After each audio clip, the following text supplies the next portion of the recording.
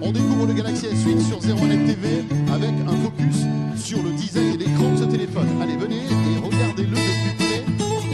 Ce Galaxy S8, ce qui voilà, frappe dès qu'on regarde ce téléphone, c'est la grandeur de l'écran. L'écran couvre pratiquement toute la surface du téléphone. On voit qu'il y a simplement des petites bordures noires en bas et en haut.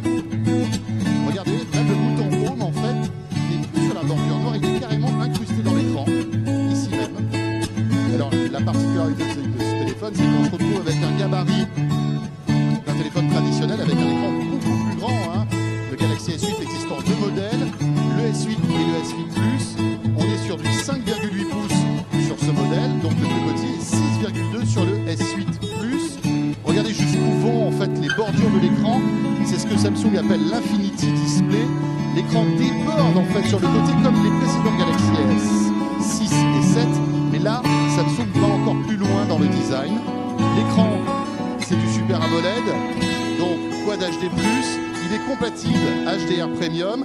On peut imaginer que demain, du contenu Netflix et même Amazon Prime Video soit compatible HDR. Alors, c'est un gadget, c'est du marketing, mais disons qu'on aura encore une qualité d'image pour regarder des films ou des séries sur ce téléphone qui seront améliorées. Alors, ce design borderless, c'est pas Samsung qui l'a inventé. On se souvient de Xiaomi qui a sorti il y a quelques mois de cela un téléphone avec justement les bords vraiment très très fins. C'est le cas aussi du G6 de LG qui a été présenté au Mobile World Congress. Mais là, la grosse différence, c'est l'écran Super AMOLED qui sublime en quelque sorte l'appareil.